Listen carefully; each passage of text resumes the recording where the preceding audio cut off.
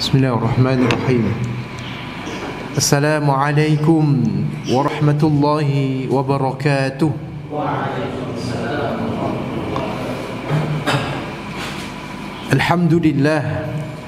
Alhamdulillah hamdan kathiran tayyiban mubarakan fih kama yuhibbu rabbuna wa yarda.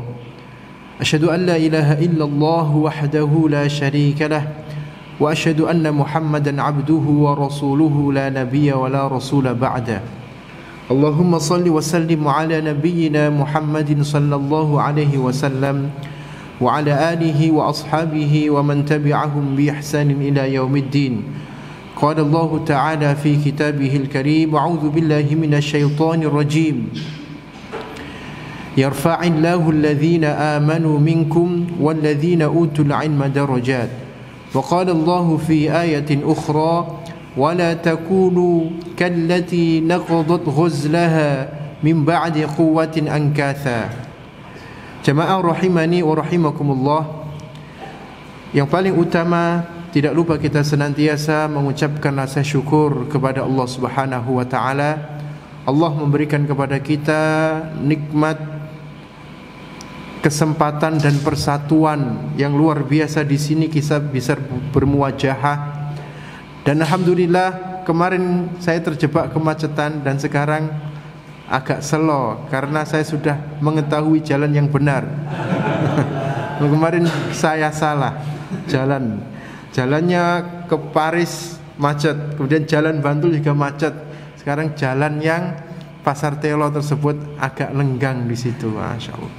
Para ikhwah dan akhwat rahimani wa rahimakumullah, kita lanjutkan. Kemarin sudah saya jelaskan ada 4 amalan yang bisa menghapuskan pahala. Saya baru menjelaskan 4 pada pertemuan kemarin. Saya tambahkan yang selanjutnya karena dari pepatah Arab tersebut dikatakan, araftu syarra la li syarri. Aku mengerti kejelekan bukan untuk melakukan kejelekan tersebut, walakin litauqihi, akan tetapi untuk menjaga agar tidak terjerumus kepada kejelekan itu. Wa man lam ya'rifil khaira minasyarri, siapa yang tidak tahu kebaikan dari keburukan itu, yaqa'u fi, dia akan terjatuh kepada keburukan tersebut. Kita harus mengetahui apa saja amalan yang bisa menghapus pahala tersebut. Nanti setelah ini saya jelaskan juga amalan penghapus dosa-dosa itu agar seimbang. Yang kelima, yang bisa menghapus pahala kita diantaranya adalah berbuat lancang atau kurang ajar kepada Allah, Rasul, dan syiar Islam. Apa? Berbuat lancang atau kurang ajar kepada Allah, Rasul, dan syiar-syiar Islam tersebut. Ini bisa menghapuskan pahala. Buka di surat Al-Hujurat ayat pertama dan kedua.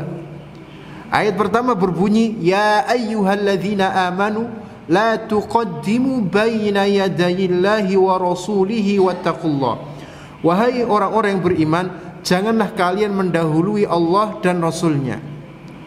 Mendahului Allah dan Rasulnya, Syekh As-Sa'di, Abdurrahman As-Sa'di di dalam tafsirnya menafsirkan mendahului di dalam menetapkan hukum.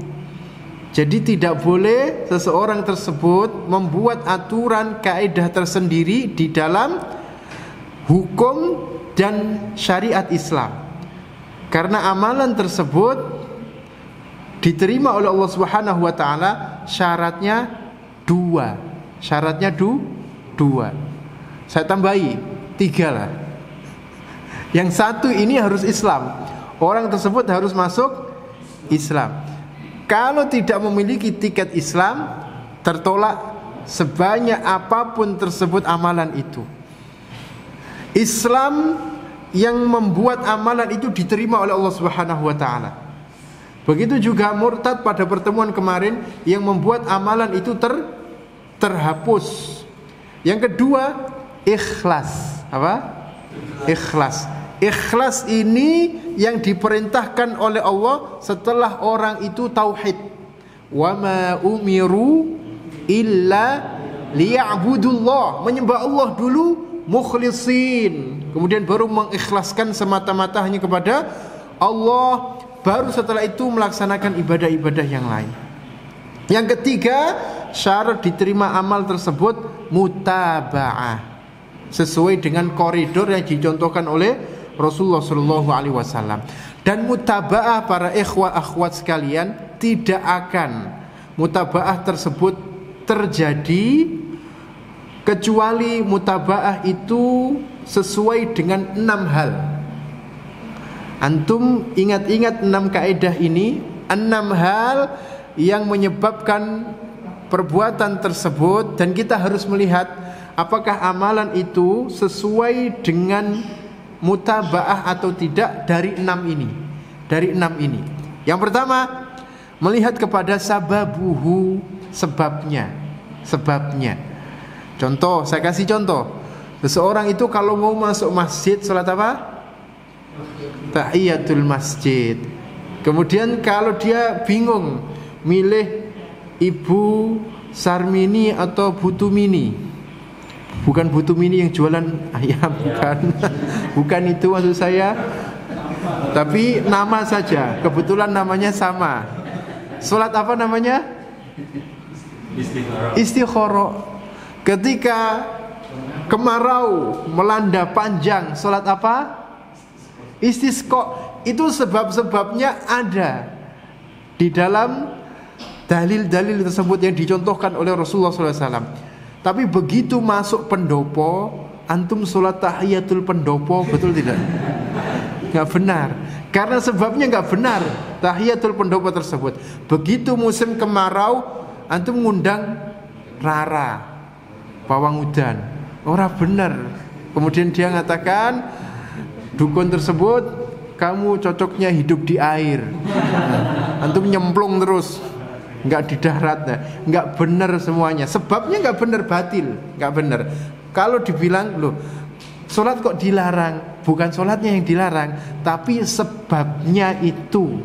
Kalau sholat selain tahiyatul pendopo silahkan, mau sholat sunnah apa silahkan. Tapi tahiyatul pendopo nggak ada. Yang kedua, mutaba'ah itu harus sesuai dengan jinsuhu, jenisnya. Kurban itu jenisnya sudah jelas di dalam Islam, sesuai dengan koridor yang dicontohkan Nabi. Unta, sapi, kambing, atau sejenis dengannya. Wa nahwuhu, contohnya ya sejenis dengannya. Kerbau itu boleh. Dan di Kudus itu kurbannya apa? Kerbau. Boleh, para ulama membolehkan untuk kurban kerbau karena sejenis dengan sapi. Tapi begitu ada yang kurban kuda, semahal apapun kuda tersebut, tidak sesuai dengan jenisnya, tertolak.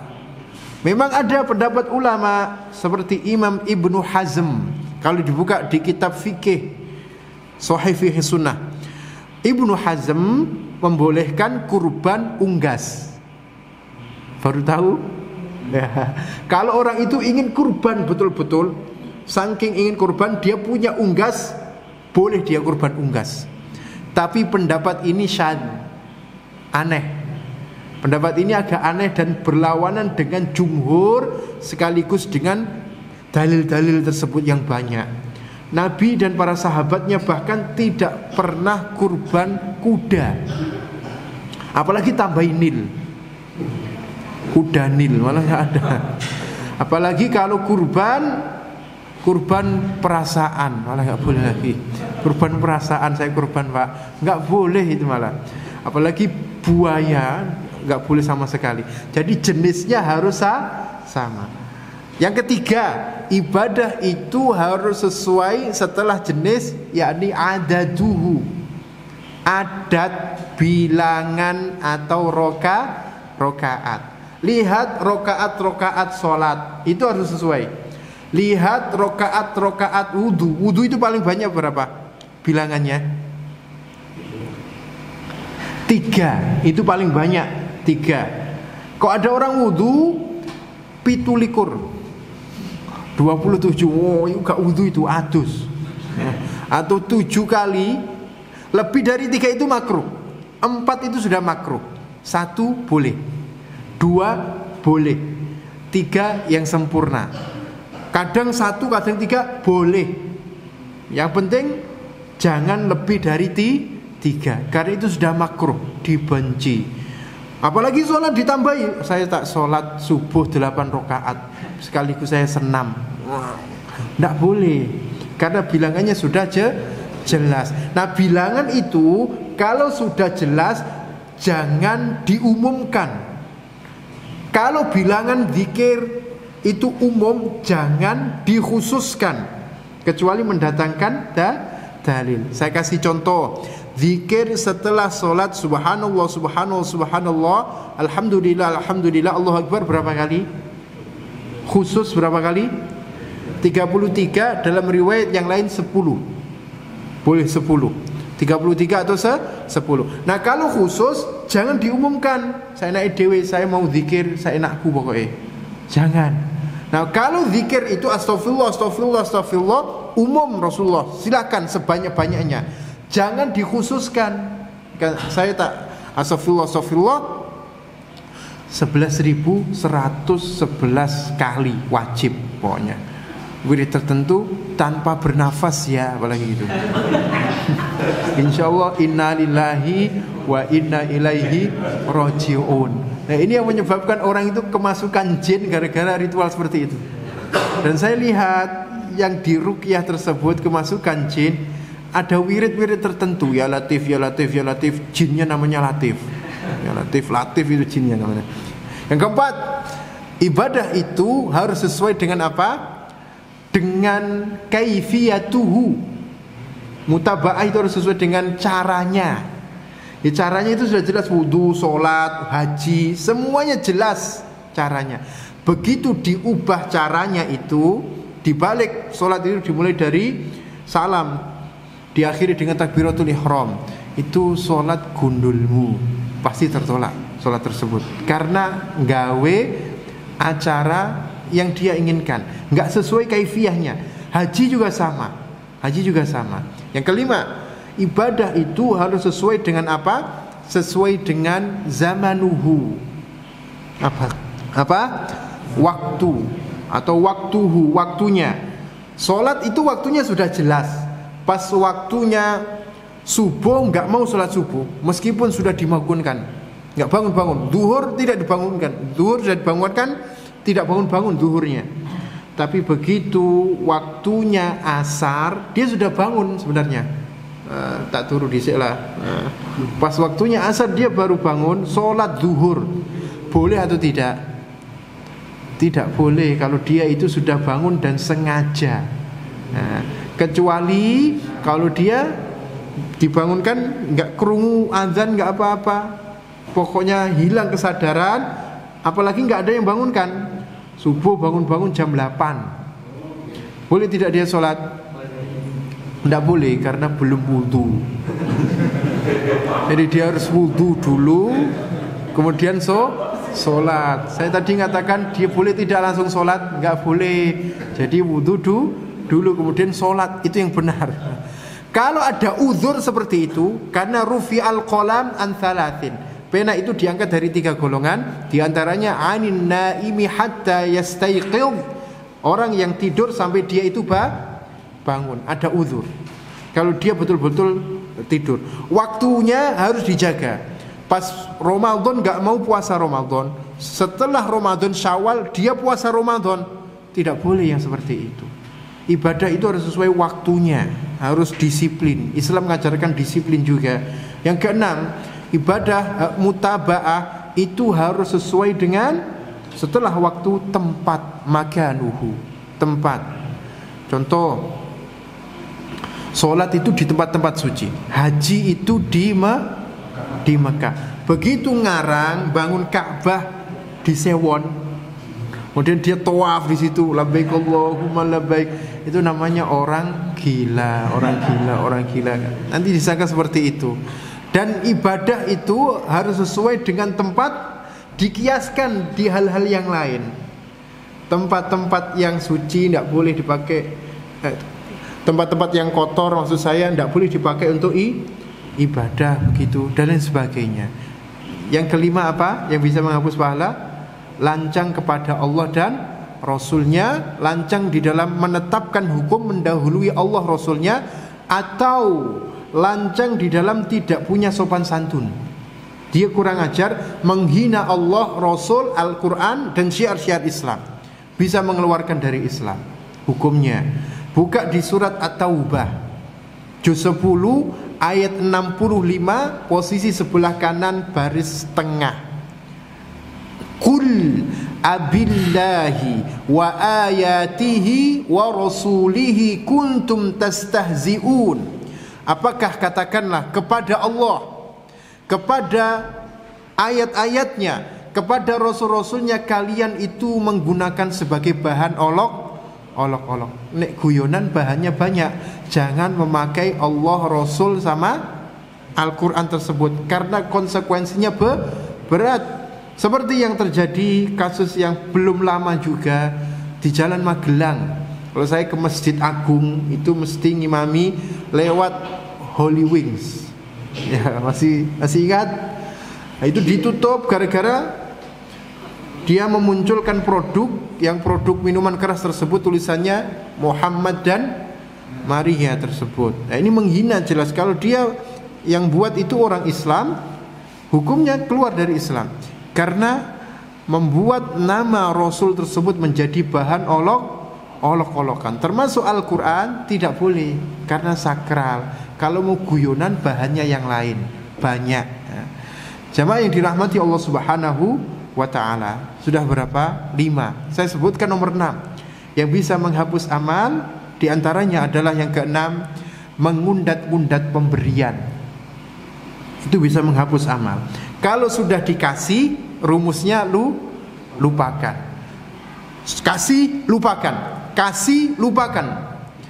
Begitulah setan. Mudah sekali setan tersebut menggoda agar anak Adam tersebut terhapus amalnya. Di antaranya cara setan tersebut adalah jika perbuatan baik, setan akan membisikkan, ingat perbuatan baikmu, sebutkan ini itu, dibuat ingat. Tetapi ketika maksiat tersebut dilupakan, kamu pernah melakukan ini? Saya nggak pernah sama sekali, dan lupa dia berapa kali. Itu cara setan agar terus seseorang tersebut terlena dan terjerumus. Nah, ikhlas tadi yang dituntut ketika memberi. Buka di dalam surat Al-Baqarah ayat 264 juz 3, posisi sebelah kiri baris ayat paling bawah.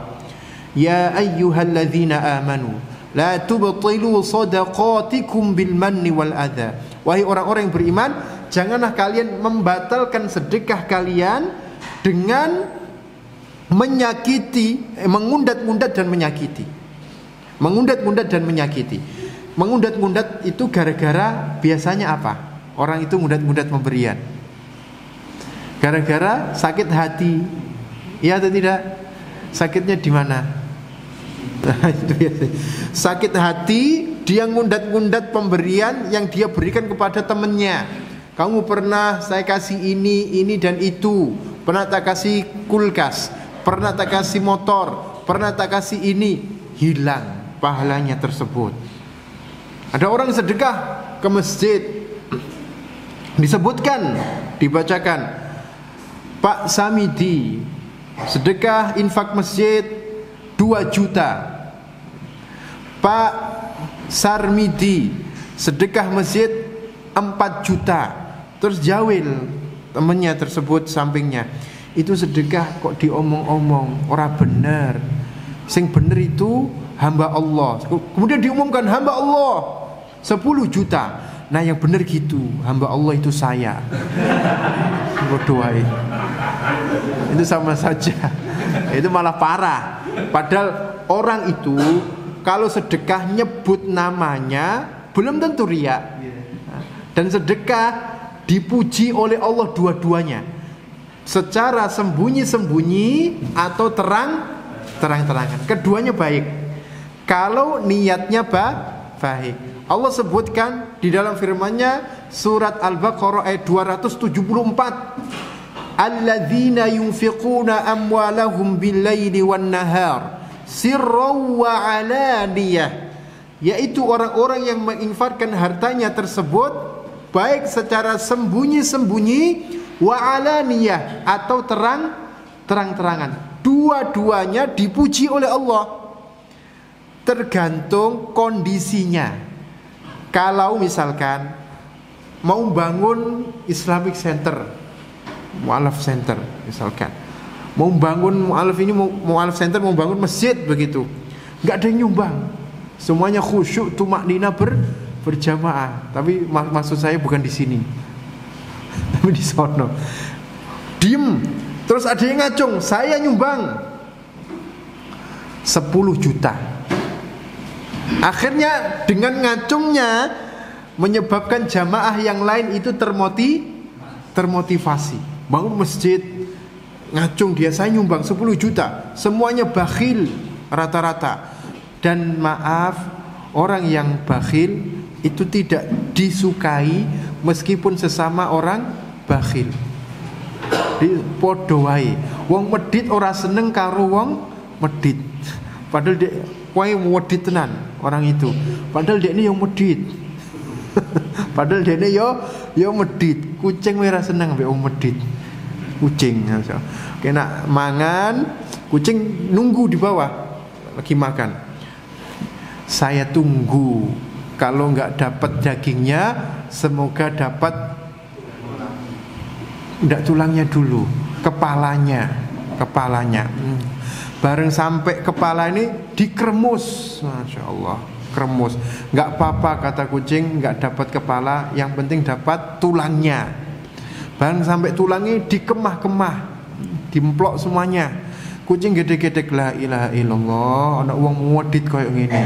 Ya, itu orang yang dia itu mengundat-undat pemberian identik dengan tidak ikhlas dan pelit. Jadi pahalanya terhapus. Sudah berapa? Sudah 6 disebutkan. Yang ketujuh, di antaranya yang bisa menghapus pahala seorang tersebut, yakni zalim, berbuat zalim. Dan zalim itu ada 3, akhi. Zalim itu ada 3. Yang pertama, zalim kepada Allah. Zalim kepada Allah.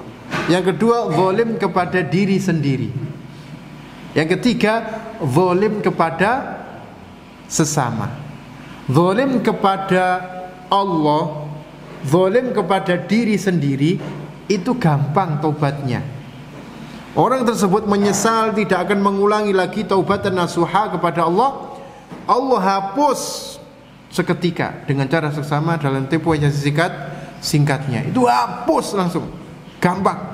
Tetapi zalim kepada sesama ini yang agak susah. Makanya Sufyan Ats-Tsauri itu pernah mengatakan, la inna khitallaha, sungguh engkau bertemu dengan Allah bisa ba'ina dzanban, dengan bawa 70 dosa. 70 dosa antara engkau dengan Allah.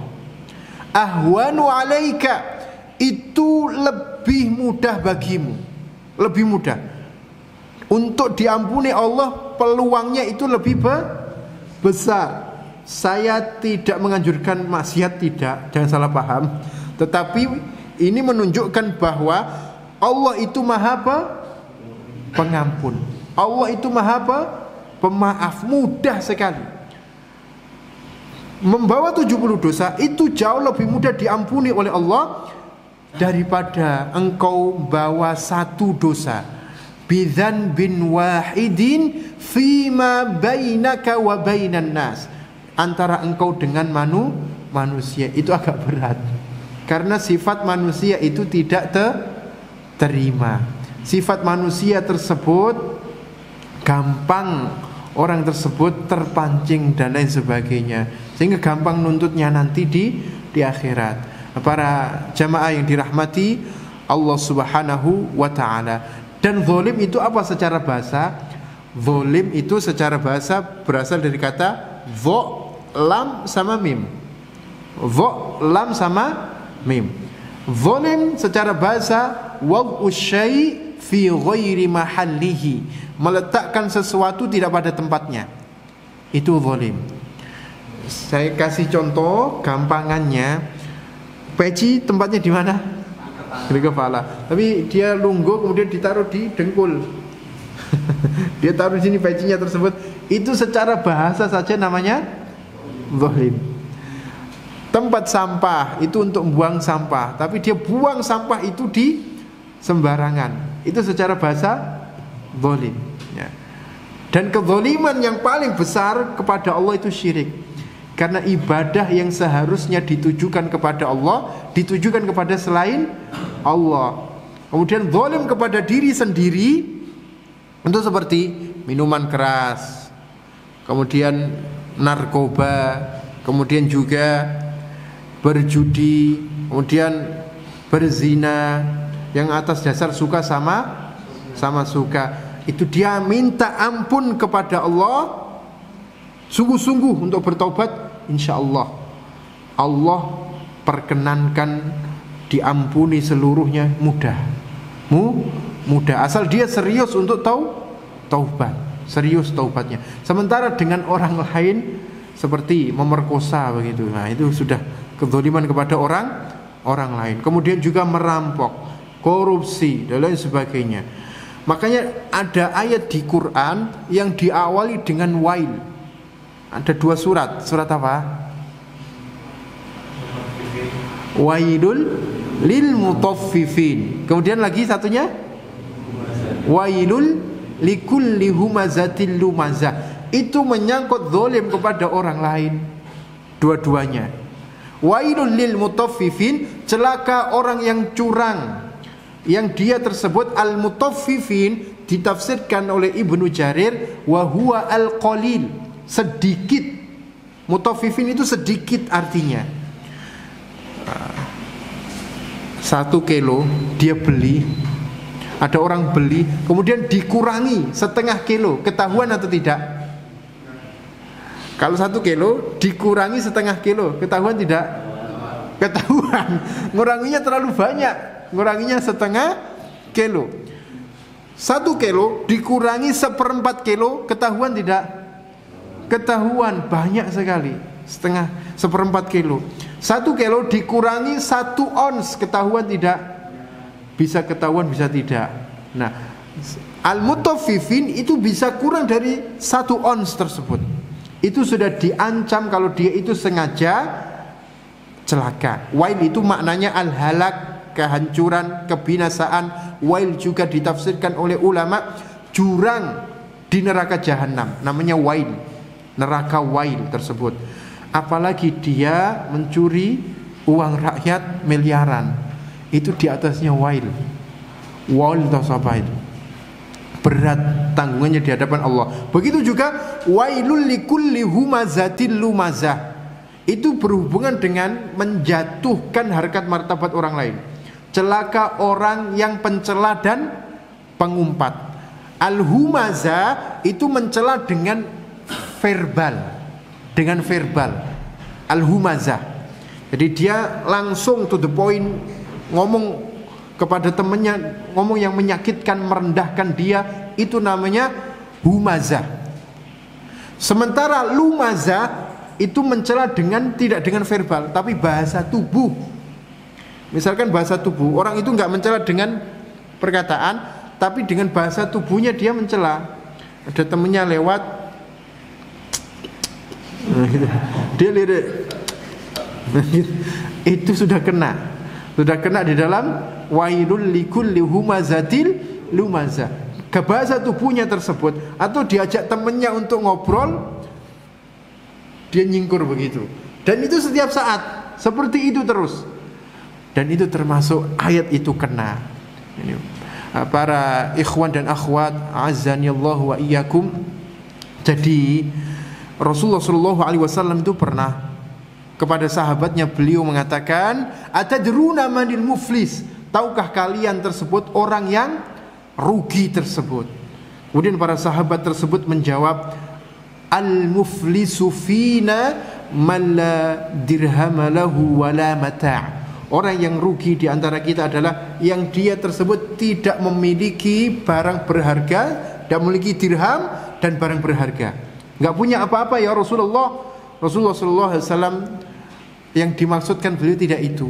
Tetapi orang yang merugi tersebut orang yang datang dari umatku tersebut ya'ti yaumal qiyamah bi salatin wa siyamin wa zakatin wa ya'ti qad syatama hadza wa qadhafa hadha wa akala mala hadha wa safaqa dama hadha wa daraba hadha. Dia datang dari kiamat tersebut pahala salat, puasa, zakat, tapi dia hobinya mencaci maki orang ini dan itu, menuduh orang ini dan itu, menumpahkan darah orang ini dan itu, memukul juga orang ini dan itu. Maka yang terjadi transfer pahala. Inilah kezaliman, yang kezaliman itu baru terbayar nanti dengan transfer pahala. Kalau pahalanya habis sementara dosanya itu masih banyak, sebaliknya sekarang gantian. Dosanya orang yang dizalimi tersebut ditransfer kepada orang yang menzalimi. Saya kasih analogi contoh gini. Seorang dokter, dia tersebut mengoperasi pasien. Dia mengoperasinya jam 10, tapi belum selesai, nabrak waktu zuhur. Mana yang didahulukan? Sholat zuhur dulu, apakah menyelesaikan operasinya atau menyelesaikan operasi? Mana? Nah, alasannya apa?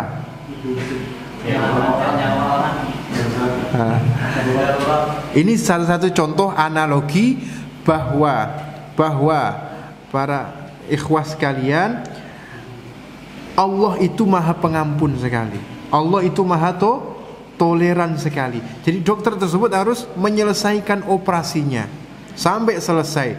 Bahkan kalau sholat zuhur tersebut terlewat, dia bisa jamak dengan asar tersebut, karena kondisinya darurat. Ini saya berbicara dengan ilmu, bukan perasaan.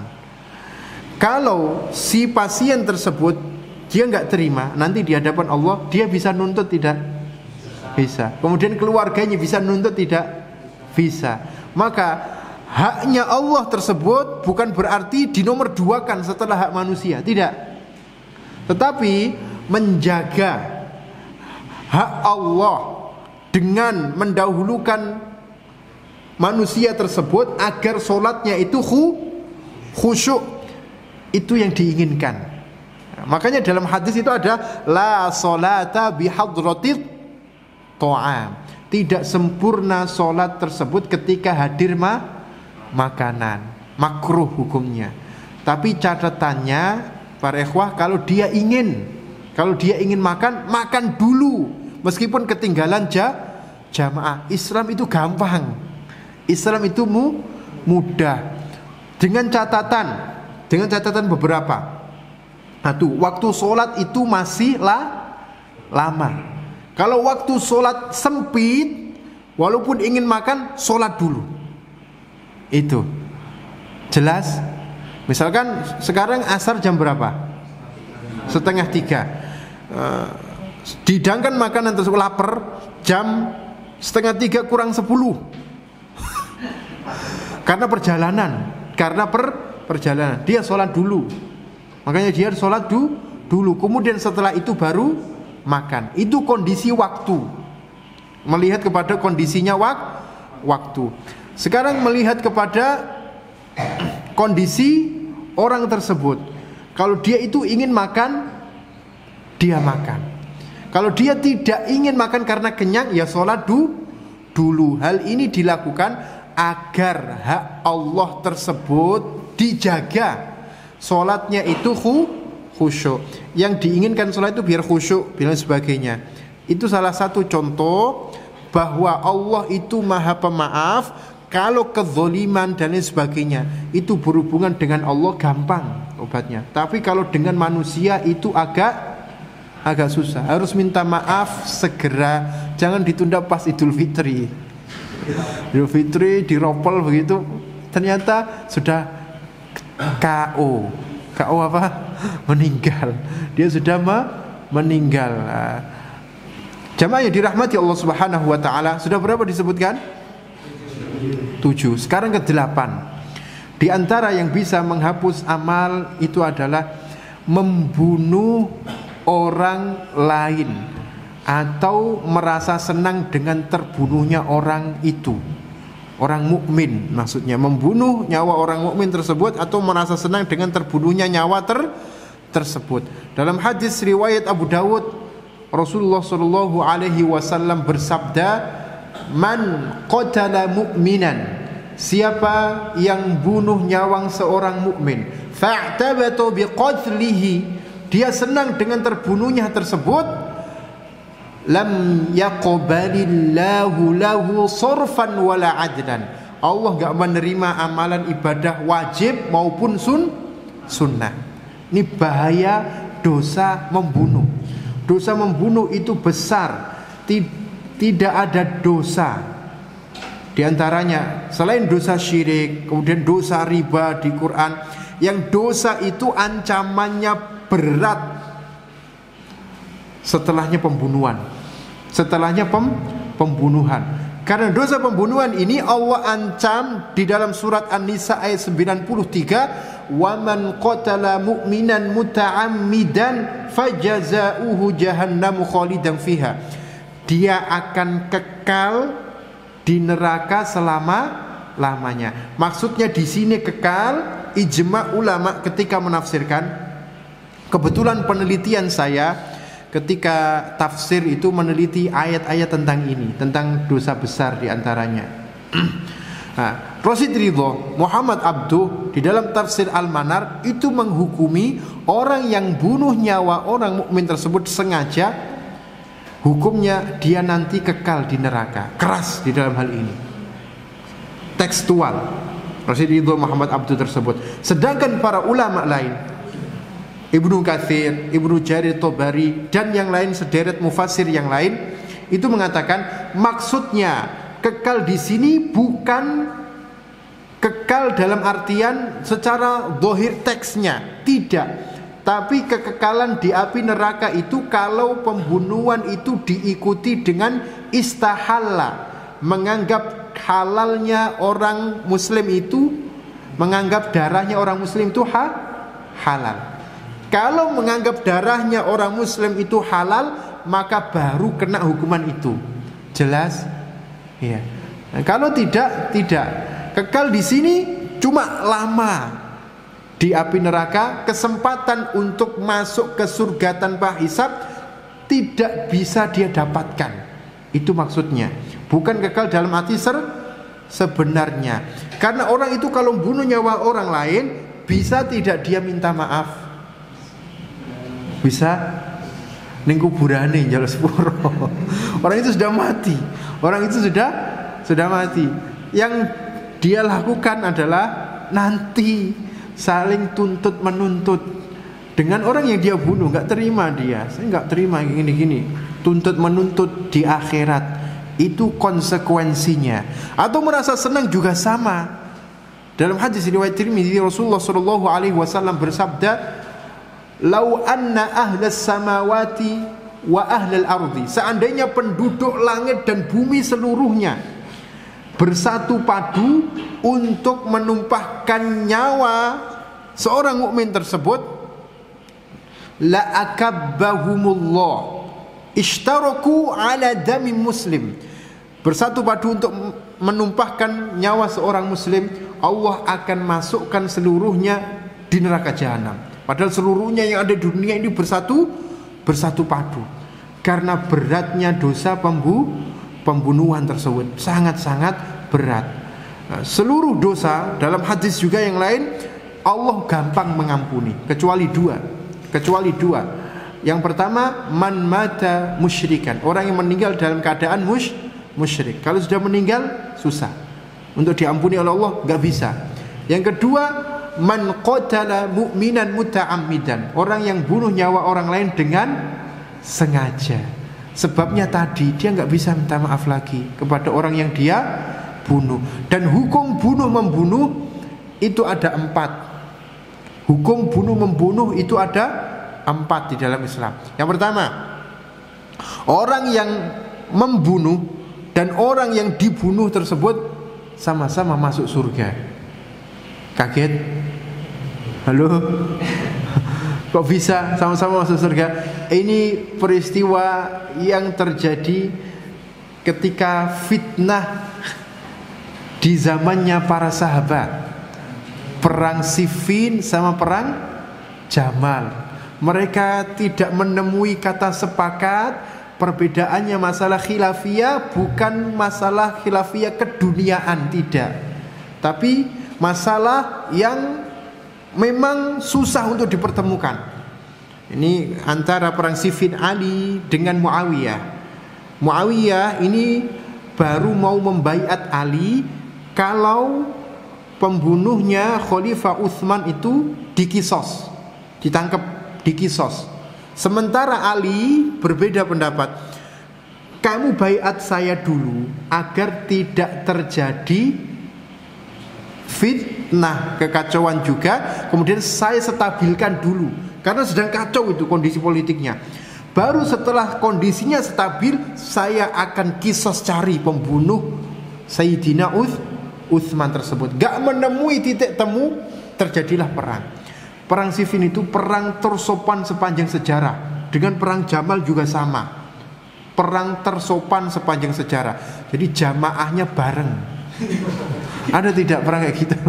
Ini perang tersopan sepanjang sejarah. Karena provokasi tokoh munafik Abdullah bin Sabah, sehingga terjadi peperangan meluas dan sebagainya. Saling provokasi munafik tersebut agar pertumpahan. Nah, itu orang yang terbunuh dan membunuh berada di surga. Para ahlu sunnah mengatakan yang benar Ali. Meskipun Muawiyah salah, orang yang berijtihad salah dapat berapa pahala? 1. Ali dapat 2, yang benar Ali. Yang kedua, orang yang membunuh di surga, yang terbunuh di neraka. Ini contohnya seperti antum dibegal. Antum dibegal, kebetulan dia menguasai jurus monyet, jurus apa yang dia kuasai, jurus memelintir orang dia kuasai. Diajak duel, dan kalah, begalnya meninggal. Yang dihukum siapa? Yang dihukum, kalau dihukum kita yang membunuh. Padahal kalau Islam tidak dihukum, karena dia kondisinya darurat, dia harus melawan. Kalau enggak dia mati juga.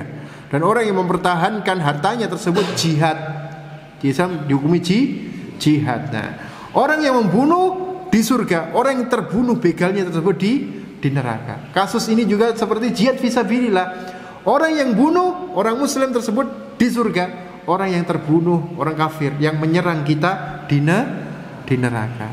Yang ketiga, orang yang dibunuh tersebut tempatnya di surga, yang membunuh di neraka. Seperti tadi contohnya, tapi dibalik. Yang dibegal itu mati. Nah, itu tempatnya di surga. Yang membegal di neraka. Nah, itu jihad fisabilillah, kaum muslimin meninggal di surga. Orang kafir walaupun menang di neraka. Yang keempat, orang yang membunuh dan dibunuh sama-sama masuk neraka. Nah, itu bisa. Tadi gara-gara rebutan pacar. Gara-gara rebutan pacar, wah itu gonku dan sebagainya, pacari padahal ora bojone. Nah, kalau bojone bener dipertahankan, tapi ini pacari nggak jelas juga. Kemudian juga gara-gara masalah warisan dan lain sebagainya yang sepele tersebut. Rasulullah bersabda dalam hadis riwayat Bukhari, "Idzal taqal muslimani", ketika dua muslim ini bertemu bisayfihima, dengan kedua pedangnya, fal qatil wal maqtul finnar, orang yang membunuh dan dibunuh di neraka. Para sahabat tanya, "Ya Rasulullah, orang yang membunuh sudah selayaknya di neraka, tapi kenapa orang yang dibunuh itu juga di neraka ya Rasulullah?" Rasulullah menjawab, "Li'annahu kana harisan qatla akhihi", karena dia juga ingin membunuh saudaranya. Hanya saja dia keduluan. Maka hati-hati. Begitu juga yang seneng dengan terbunuhnya orang itu juga sama. Jangankan bunuh orang muslim, bunuh orang kafir aja nggak boleh. Orang yang bunuh nyawa orang kafir tersebut selain kafir harbi, karena kafir itu ada 4. Tadi kemarin saya katakan kafir itu tidak kasar sebenarnya. Artinya apa kafir? Tertutup atau menutup, sama saja. Tertutup menutup tersebut kafir bahasanya, secara bahasa. Kafir ada 4. Kafir yang boleh diperangi itu cuma harbi. Orang kafir yang menyerang negeri Islam, menjajah, kemudian kita balas untuk mengusirnya dengan memeranginya. Boleh hukumnya, karena dia sedang dizalimi. Yang kedua ada kafir zimmi. Orang kafir yang dalam negara Islam, dia dilindungi oleh pemerintahan Islam, dia harus bayar pajak, namanya kafir zimmi. Yang kedua ada kafir mu'ahad. Kafir mu'ahad tersebut orang kafir yang terikat perjanjian damai, kontak damai, nggak boleh orang muslim tersebut menyerang, haram. Yang keempat ada kafir musta'min, orang kafir yang minta perlindungan, datang ke negeri Islam, negeri kita, bayar visa, nggak boleh dibom, haram. Kalau selain kafir zimmi ini dibunuh, konsekuensinya dalam hadis riwayat Bukhari, Rasulullah bersabda, man qatala qatilan zimmiyan au mu'ahadan, siapa yang membunuh nyawa seorang kafir zimmi atau mu'ahad, lam yarih raihatal jannah, tidak mencium bau surga. Bau surga tidak bisa dia cium. Wa inna rihaha, padahal bau surga itu bisa dicium min masirati arba'ina aman, perjalanan 40 tahun. Ini besarnya dosa membunuh tadi. Sudah saya sebutkan berapa? 9. Nah, 9 dulu, insyaallah kita lanjutkan pada pertemuan berikutnya, sebab masih 6. Mau dilanjutkan sampai jam 12. Demikian para ikhwah dan akhwat sekalian, semoga bermanfaat agar kita menjauhkan diri dari dosa-dosa, amalan-amalan yang bisa menghapus pahala kita. Kalau ada kebenaran datangnya dari Allah, jika ada kekurangan datangnya dari diri kami sebagai hambanya yang dhaif. Assalamualaikum warahmatullahi wabarakatuh.